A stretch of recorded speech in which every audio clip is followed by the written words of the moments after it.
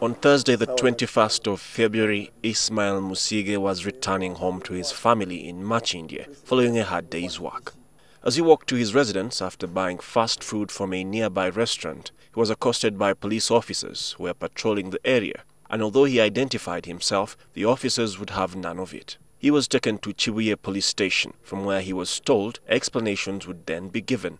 But this was not to be, and after a night in the police cell, Musiige, along with other suspects arrested for various crimes, were taken to Nsanji Magistrates Court, where he was charged with being idle and disorderly, which offence he denies. Still in disbelief after being remanded, it was yet another journey to Nkozi Prison in Mpigi district, about 84 kilometers from the capital Kampala. A fortnight there would turn out to be one of the longest, laborious and painful episodes of his life.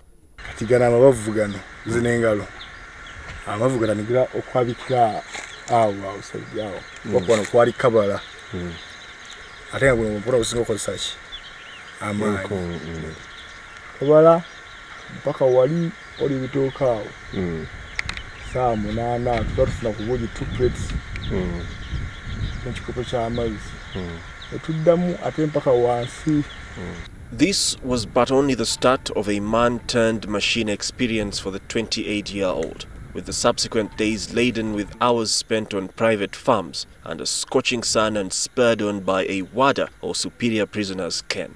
Despite the prohibition in Ugandan law that a prison officer shall not employ a prisoner in the punishment of a fellow prisoner, and prohibitions in international standards on prisoners being employed in any disciplinary capacity, some prisoners are given authority to punish other prisoners. As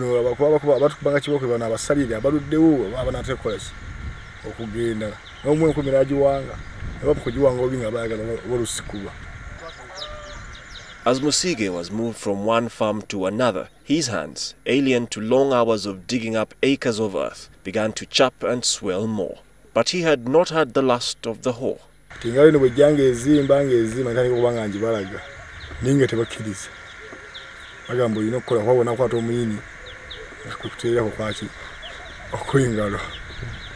Some blisters, yes, if you have been in Kampala, idle, disorderly, you have not been working. Apart from loitering. So when they give you work, and part of rehabilitation is to make you work, then you will get that one. This farm belongs to a one Mzee Angelo, as villagers refer to him. One of the locals alleges that he is a retired Interpol officer known for using prisoners on his different farms.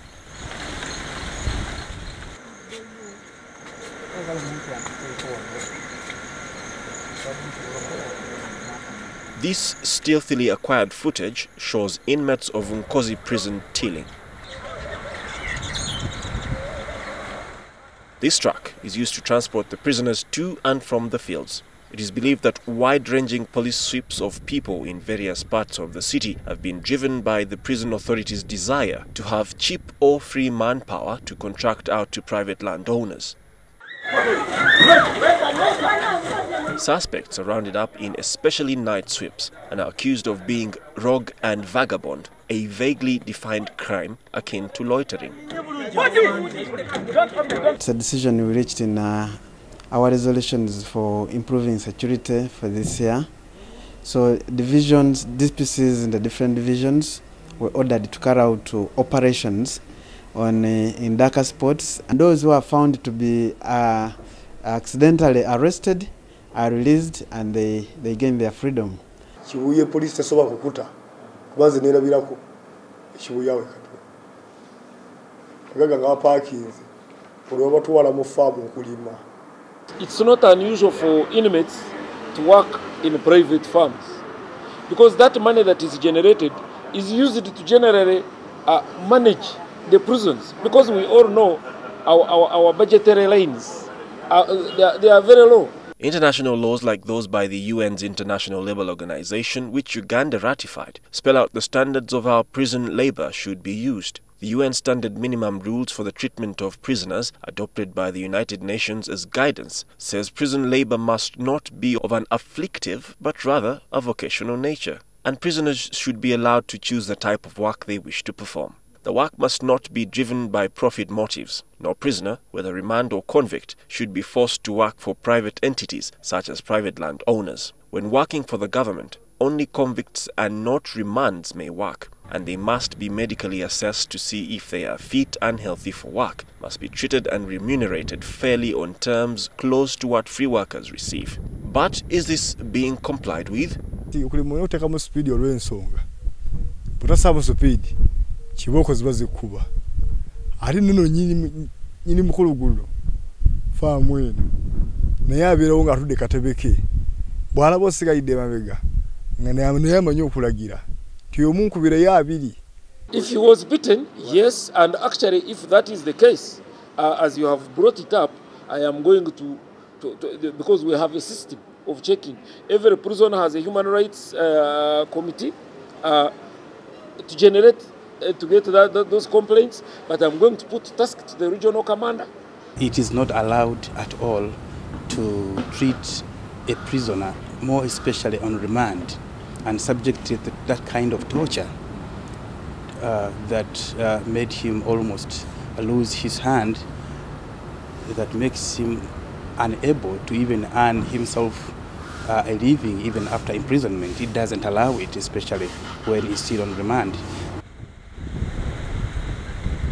Hard labor will warrant a good diet, and according to Uganda Prison Service, prisoners before going to work in the farms are provided breakfast, lunch and an evening meal.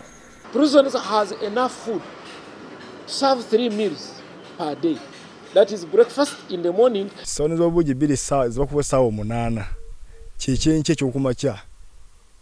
Akawunga kyebagoyeza bakikuwadde. Kati akawunga kebagoyeza ate bakakuwa ku 12. Under the scorching sun, the exhausted and hungry prisoners could not take it anymore. One of them with a heart problem collapsed right behind where we are. He soiled himself in the process, but even that was not enough for the prison officers to have mercy on him.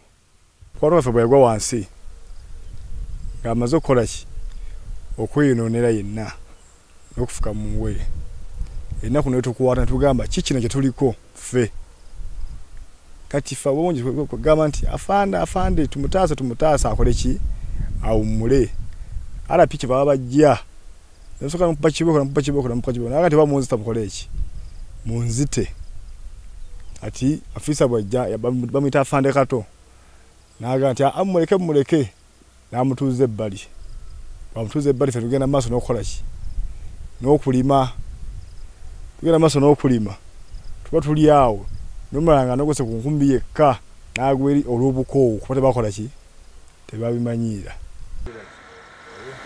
Although we could not film there, an impromptu visit to Nkozi Prison in Mpigi district revealed that indeed some prisoners were out on farms.